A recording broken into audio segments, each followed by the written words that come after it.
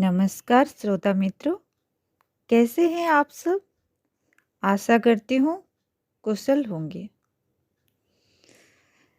स्वागत है आपका मेरे YouTube चैनल रश्मि की दुनिया में। आज मैं आपके लिए एक नई कहानी प्रस्तुत करने जा रही हूँ जिसका शीर्षक है घूंघट, जो कि लक्ष्मी निवास गुप्ता जी की लिखी हुई एक कहानी है। घूंघट, जो कि हमारे रस्मों और रिवाज पर तीखा व्यंग करती कहानी है। विनोद और कामिनी का विवाह अपने पारिवारिक रीति रिवाज के अनुसार घूंघट में हुआ। मधु यामिनी का रात कामिनी ने घूंघट खुद हटाया था। आज सभा में कामिनी ने घूंघट के विरुद्ध तर्क देते हुए अपनी भाषण कला से लोगों के मन पर गहरी छाप छोड़ी। घूंघट हमारी कमजोरी, विसंगति और सौहार्दों की हवस का शिकार बनने का बहाना न बने, ऐसी विचार इसमें रेखांकित हुए हैं। लीजिए सुनिए कहानी घूंघट। कल महिला अधिवेशन है। उषा के बाबूजी ने आकर मुझे खबर दी और लगे उकसाने, तुम अपनी स्टूडेंट लाइफ की बहुत सी डिंग मारा करती हो, अपने आप को बहुत चतुर समझती हो, लेक्चर देने में कहा करती हो मैंने डिबेट में वह ट्रॉफी प्राप्त की है, वह इनाम पाया है, तो अब कल दिखा दो अपना जौहर, उतर जाओ मंच के अखाड़े में, देख लेंगे कि कोरी गप है या वास्तव में कुछ काबिलियत रखती हो। उनका इस प्रकार उकसाना मुझे उनका चिढ़ाना सा महसूस हुआ। मैंने चिढ़कर कहा, अखाड़े में उतरकर जौहर तो दिखला दूंगी, परंतु अपनी अम्मा व बाबू से तो इजाज़त ले लो। जिन घरों की स्त्रियां जौहर दिखाने लग जाती हैं, उनके पुरुषों को बुद्धुओं की गिनती में समझ लिया जाता है। मेरे इस तीखे व्यंग से वह शर्मा गए, परंतु फिर भी अपना पुरुषार्थ बघारने लगे। कहने लगे, इसमें बुद्धू बनने जैसी तो कोई बात नहीं है। फिर जब समाज में तुम्हारी प्रशंसा होगी तो हमारा नाम भी उसमें कहीं न कहीं तो आएगा ही। लोग कहेंगे, मिसेस विनोद ने कल खूब झाड़ा। यह सुनकर मुझे कितना प्रसन्नता होगी जानती हो। मुझे बरबस हंसी आई। कहना पड़ा, अच्छा तो देखना कल हमारी काबिलियत। वह लेक्चर दूंगी जो लोग दांतों तले उंगली दबा लेंगे। मेरे इस उत्तर से वह बहुत खुश हुए और हम दोनों ने कल का प्रोग्राम बनाना शुरू किया। सर्वप्रथम किस विषय पर बोला जाए, इस पर विवाद शुरू हुआ। बाल विवाह, दहेज, अंतरजातीय विवाह, स्त्री शिक्षा, यह सब विषय मुझे न जांचे। काफ़ी विवाद हुआ। नतीजा यह हुआ कि उन्हें नींद ने आ दबाया और वे खींच कर सो गए। उनका सोना था कि मेरे दिमाग में अतीत की झांकी उतर आई और मैंने घूंघट विषय निश्चित कर लिया। यह विषय मेरे विवाह का था। प्रथम विनोद था, इसलिए मुझे अधिक उत्तम लगा। 4 वर्ष पहले की बात है। मुझे कॉलेज न जाने को तैयार होते देख अम्मा ने कहा, कम्मी आज कॉलेज न जा, बाबूजी ने तेरी अर्जी भिजवा दी है। अम्मा की यह आज्ञा उस समय कितनी अरुचिकर लगी थी, क्योंकि कॉलेज न जाना मैं अपने लिए ठीक वैसा ही समझती थी मानो मेरे लिए मौत का निमंत्रण दिया गया है। सहेलियां से रसीली बातों का मजा, कॉलेज के हेलो का बहुरूपिया सांग, भावुक विद्यार्थियों का निरुद्देश्य कॉलेज की गैलरी में घूमना, कुंवारे प्रोफेसरों का अप टू डेट बनकर आना, फिर मुस्कुराते हुए लेक्चर देना, यह सब दृश्य घर की उस चार दीवारी में कैसे में देखने को मिलता। परंतु अम्मा का ऑर्डर तो मेरे लिए मार्शल लॉ था। पांव पटकते हुए मैंने चप्पलें खोली, भीतर जाकर साड़ी उतारने लगी।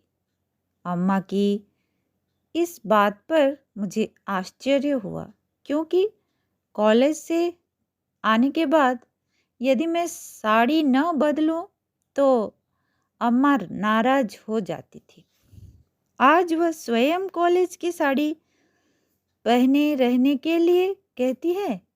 माजरा क्या है? इसी बीच सहेली सुधा और मीना आ पहुंची। उनके हाथों में पुस्तकें ना देख और भी आश्चर्य हुआ, परंतु कुछ ही क्षणों में यह समझते देर न लगी कि मेरी भावी पति विनोद मुझे पसंद करने के लिए जयपुर से पधार रहे हैं।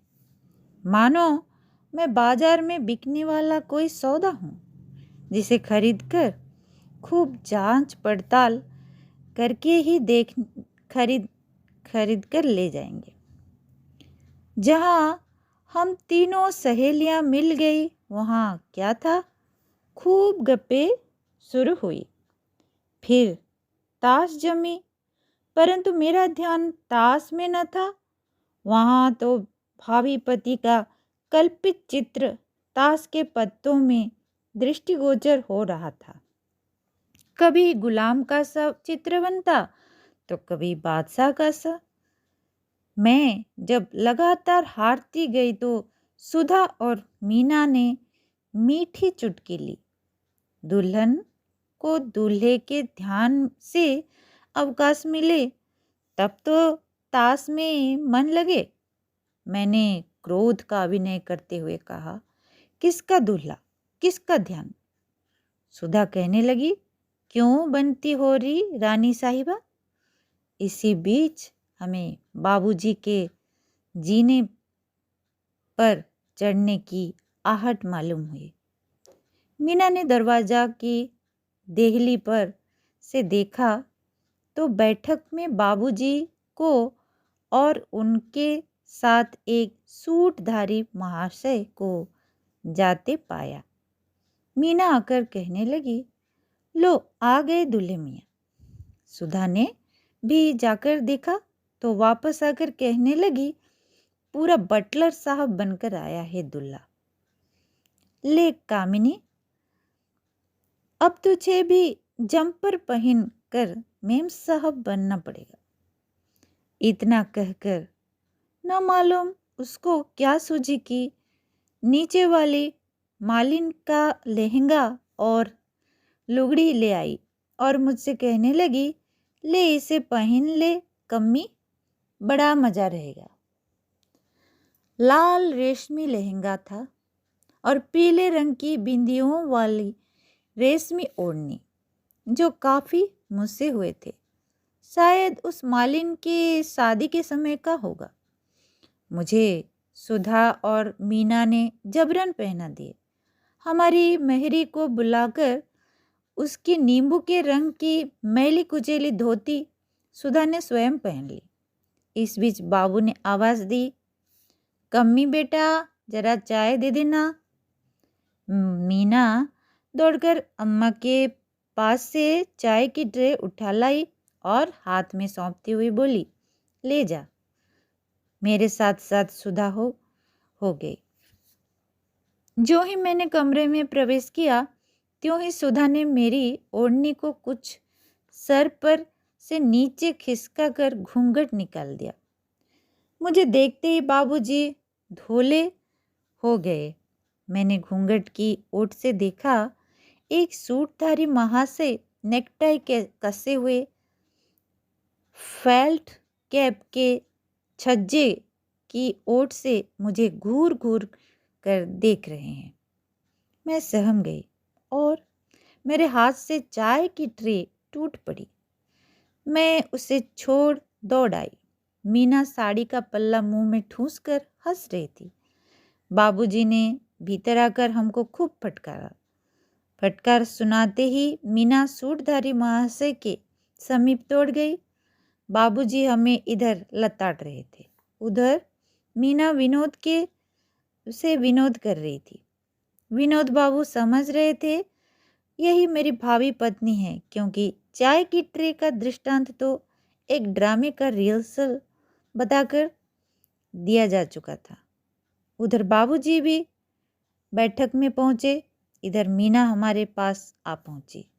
विनोद बाबू मीना की मीठी बातों से प्रसन्न हो चुके थे, अतः उन्होंने बाबूजी को आते ही स्वीकृति दे दी थी। बाबूजी का क्रोध खुशी में बदल गया। कुछ दिनों बाद शादी हो गई, परंतु शादी में मीना न आई थी। मीना का यह राज ही रह रखा। उस समय हमारे लिए घूंघट का कांड मजाक था, परंतु मेरी शादी के बाद वह नग्न सत्य निकला। वास्तव में विदा के समय मुझे उसी प्रकार की पोशाक पहनाई गई, उसी प्रकार का घूंघट निकालना पड़ा। उस दिन वह मजाक था और मन में हंसी, परंतु आज का घूंघट में मेरा अंतर बेबस रो रहा था। रोते रोते मैं विदा हुई, वह ससुराल पहुंची। इस बीच पूरे सफर में मुझे घूंघट में ही रहना पड़ा। ससुराल पहुंची तो घर के दरवाजे पर औरतें उसी प्रकार का लहंगा ओढ़नी पहने स्वागतार्थ मिली। मैं दूल्हा के पीछे पीछे एक हाथ का घूंघट निकाले चलचित्र की भांति चल रही थी। अंदर आकर कमरे के एक कोने में मुझे बिठा दिया गया। अब एक एक कर स्त्री बारी बारी से मेरा घूंघट खोल खोल कर देखने लगी। कोई अपनी आंखों में काजल मिश्रित कर आंखों में टिमटिमा कर देखती थी, कोई अपने पीले जर्दे दांतों को पान से लाल रंग कर मुझे उनकी शोभा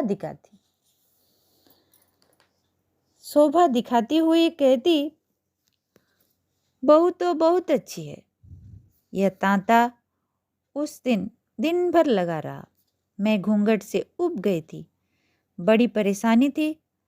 रात्रि के करीब 9 बजे इस तमाशबीनों ने मुझे छुटकारा मिला और मैं अपने सोने के कमरे में दाखिल कर दी गई।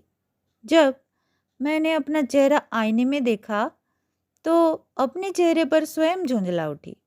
मेरे ललाट व चेहरे पर लाल व हरे उस ओढ़नी के निशान पड़े हुए थे।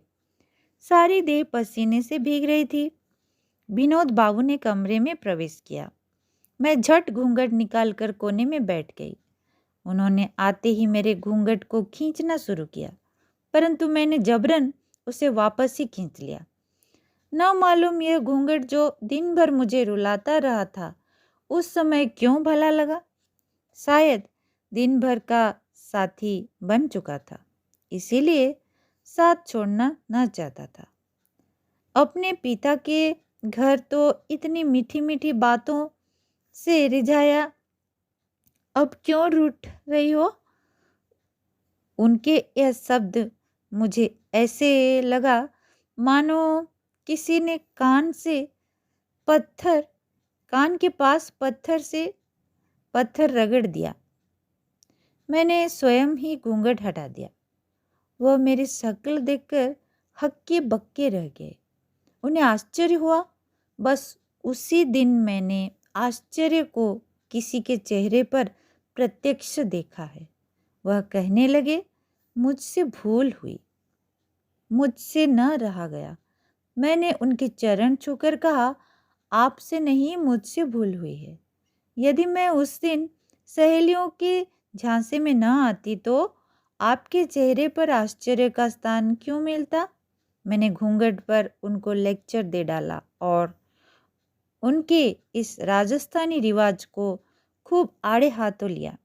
वह कहने लगे, मैंने तुम्हें वहाँ घूंघट में तथा लहंगा ओढ़नी में देखा, यही समझा था कि तुम्हें यही प्रिय है। हाँ तो उसी रसीले घूंघट पर मैं कल बोलने वाली थी। करीब 1 बजे तक कई कागज बिगाड़ने के बाद भाषण तैयार हुआ। फिर रात भर यह सोचती रही कौन सी साड़ी व ब्लाउज पहननी चाहिए, फिरोजी, कत्थई, आसमानी, बादामी या जिरोई, परंतु निश्चय न कर सकी। अंत में विचार वापस ही लहंगे लुगड़े पर पहुंचा। लहंगे लुगड़े की जीत हुई। प्रातःकाल काफी देर से उठी, जिस पर सास जी की झिड़क सुननी पड़ी। शादी के दूसरे वर्ष से ही मैंने काफी बुराई भलाई अपने सर पर ले घूंघट और लहंगे लुगड़े अपने घर से करीब करीब समाप्ति कर दिया था। परंतु आज मैं अधिवेशन के लिए घाघरा लुगड़ी पहनकर तैयार हुई तो सासू जी का आश्चर्य के साथ हंसी आ गई। उन्होंने व्यंग्यपूर्ण शब्दों से पूछा, क्यों आज यह सूरज पूरब से पश्चिम में कैसे हो गया? मैं अपने आगे का विचार उनको अभी बताना नहीं चाहती थी, अतः गोलमोल जवाब दे कर टाल दिया। धोती से जी उगता गया था। घर के दरवाजे पर श्रीमान जी से भेंट हुई। लहंगा लुंगड़ी देखकर हंस पड़े। कहने लगे, क्यों, कोई नया दूल्हा ढूंढने का इरादा कर लिया है क्या? उनके इस भद्दे मजाक से मुझे शर्मा दिया और मैं चलो हटो कहकर सास के पीछे हो चली। काफी लंबी चौड़ी सामियाने के नीचे हजारों की तादाद में औरतें बैठी हुई थी। एक तरफ कुछ पुरुष भी जमा थे। मंच पर खद्दर दाढ़ी एक अधेड़ स्त्री गोल्ड फ्रेम की ऐनक लगाए पान का बीड़ा चबाते हुए सभापति का आसन ग्रहण किए हुए थी। वह इस प्रकार अकड़कर बैठी थी मानो आज से राजगद्दी मिल गई हो। उसी मंच पर कुछ कॉलेज की लड़कियां लिपस्टिक पाउडर से लैस रंग बिरंगी सी साड़ियों में सज धज कर इस प्रकार बैठी थी मानो उनका चित्र लिया जा रहा हो। पुरुषों के लिए वह एक आकर्षण था। मैं और सास जी कुछ देर से पहुंचे थे, अतः हमें काफी पीछे की तरफ स्थान मिला तथा एक स्त्री का भाषण शुरू हो चुका था। वह कह रही थी, मैं फिर कहती हूँ, अब भी अपनी बालिकाओं के लिए मत देखो धन, मत देखो जायदाद, मत देखो कुलीनता, केवल वर देखो। अगर उसके जोड़े का वर नहीं पा सकते तो लड़की कुंवारी रख छोड़ो, जहर देकर मार डालो, गला घोंट डालो, पर किसी बूढ़े खुसट के साथ मत ब्याहो। स्त्री सब कुछ सह सकती है, दारुण से दारुण दुख, बड़े से बड़ा संकट। अगर वह नहीं सह सकती है तो केवल अपने यौवन की उमंगों का कुचला जाना। तालियां जोर से पीटी गई तथा उन्होंने अपना स्थान ले लिया। इसी प्रकार कई स्त्रियों ने भाषण दिए। मैं अपना नाम लिख पहले ही स्वयं सेविका द्वारा पहुंची जा चुकी थी। सभानेत्री जी के पास तथा अपना नाम आने की मुस्तैदी के साथ प्रतीक्षा कर रही थी। उस उमंग व उत्सुकता में मैंने किसी के भाषण पर ध्यान नहीं दिया। मैं तो उस समय अपना भाषण रट रही थी। यह निश्चय है, जो भाषणकर्ता होते हैं वह दूसरों की भाषण इतनी रुचि से नहीं सुना करते। मेरा नाम बोला गया। अब आपके सामने श्रीमती कामिनी गुप्ता का घूंघट के बारे में कुछ कहेंगी। अपना नाम सुनते ही मैं अपनी जगह से खड़ी होकर एक 1.25 हाथ का घूंघट निकाल वहीं से हाथी की सूंड के माफिक अपने घूंघट को हिलाती हुई मस्तानी चाल से मंच पर जाने लगी। मुझे मंच पर पहुंचने में करीब 3 मिनट लगे होंगे, परंतु इन मिनटों से पूरा सभा मंडल हंसी के कहकहों से गूंज गया। मुझे भी घूंघट में हंसी आ रही थी, परंतु अपनी हंसी में दूसरे की हंसी कौन देखता है। ज्यों ही मैंने मंच पर पहुंची त्यों ही हंसी कुछ कम होने लगी। मैं मंच पर पहुंचते ही घूंघट उघाड़ माइक्रोफोन का डंडा पकड़ एक बार चारों ओर निगाह दौड़ाई। दूर खड़े श्रीमान मुस्कुरा रहे थे। अब लोग शांत हो गए थे। मैंने बोलना शुरू किया। आदरणीय सभानेत्री जी, बंधुओं व बहनों, आप लोगों के हंसी के कहकहे देख मुझे कुछ रश्क व कुछ भ्रम हो गया है।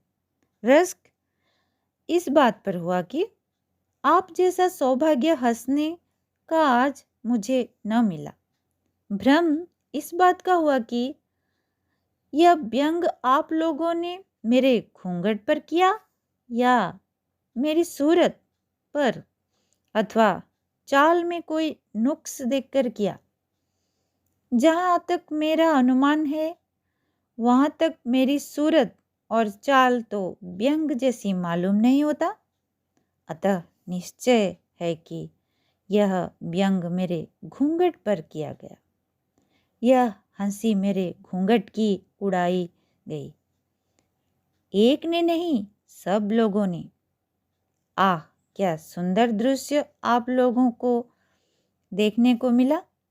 परंतु खेद इसी बात का है कि यह दृश्य तो आपको अपने घरों की बहू बेटियों के सर पर देखने को करीब करीब नित्य ही मिलता होगा, परंतु उस समय आप लोगों का यह घूंघट व्यंग की वस्तु नहीं होता। उस समय यह घूंघट आपके अदब का सामान हो जाता है। घूंघट क्यों जरूरी बना? घूंघट का प्राचीन इतिहास क्या है? इन सब प्रपंचों में पढ़ना मैं नहीं चाहती।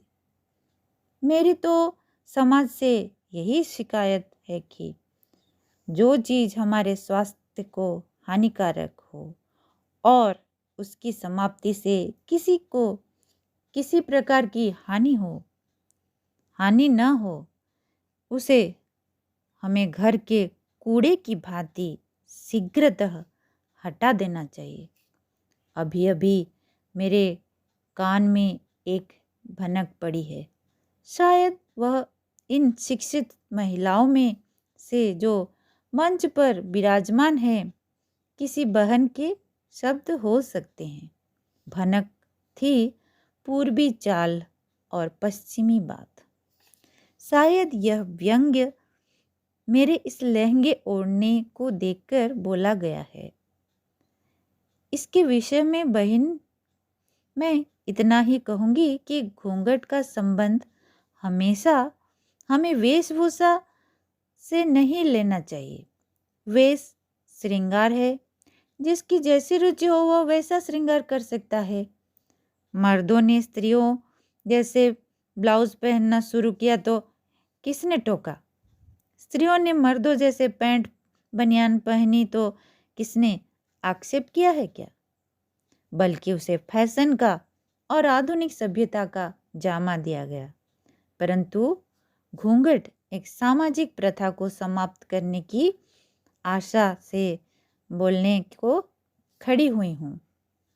लहंगा ओढ़नी, सलवार दुपट्टा, साड़ी जंपर, यह सब अपने देश की वेशभूषा है। उस पर आक्षेप उठाना मौजूदा समय में उचित न होगा। हमें घूंघट की प्रथा को हटाना है। वेशभूषा को हटाने का अभिप्राय हमारा बिल्कुल नहीं है। अतः मैं अपनी बड़ी बूढ़ियों से, बराबर की सहेलियों से तथा छोटी बहनों से यह विनम्र करूंगी कि वह इस पर्दा तथा पर्दा प्रथा का घोर विरोध कर अपने स्वास्थ्य की रक्षा करें। हाँ, पर्दा के साथ साथ एक बात और पैदा होती है कि हमारी शिक्षा। जब हम घूंघट हटा लेते हैं तो हमसे किए गए प्रश्नों का उत्तर देना भी हमारे लिए आवश्यक हो जाता है। उस उत्तर में मिठास व सभ्यता का पूर्ण प्रकाश होना चाहिए तथा यह प्रकाश हमें केवल शिक्षा से ही प्राप्त हो सकता है। अतः पर्दा प्रथा को हटाने के साथ साथ ही हमें अपनी शिक्षा का महत्व देना है। बहुत से सौदे वाक चातुर्य में इतने प्रवीण होते हैं जो भोली भाली ललनाओं को फांसने में सहज में ही सफल हो जाते हैं। उन सौहार्दों से अपने आप को बचाते रखना चाहिए, क्योंकि नारी स्वभाव से सादी से भोला और विश्वसनीय रहा है। नारी सदा स्वभाव से भोली व विश्वसनीय रही है तथा यह सौहार्दे उनकी कमजोरी का लाभ उठाना भली भांति जानते हैं। अधिकतर पति के मित्र बनकर ही घर में दिल में प्रवेश करते हैं। अतः नारी समाज को पर्दा प्रथा हटाने के साथ इन सब कांटे भरी राहों में होकर गुजरना पड़ेगा तथा पूरी सावधानी से कदम रखने पड़ेंगे। सभानेत्री जी ऐनक की ओट से बार बार मेरी तरफ देख रही थी। शायद मेरा बोलने का समय अब समाप्त हो गया है, अतः अपना स्थान लेती हूँ। पतिदेव उस दिन से अब कभी मेरी डींगों को झूठ नहीं समझते हैं। सास जी और ससुर जी ने भी मेरे भाषण की तारीफ की। इस तारीफ से मुझे कितनी खुशी हुई यह अनुभव की चीज है, लेखनी की शक्ति की चीज नहीं। कहानी सुनने के लिए धन्यवाद। यहीं पे समाप्त होती है कहानी घूंघट। आशा करती हूँ आपको इस कहानी की हर बोली पसंद आई होगी।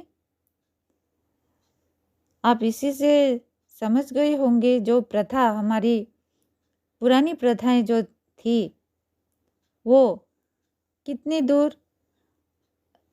दूर तक अच्छी है या बुरी है।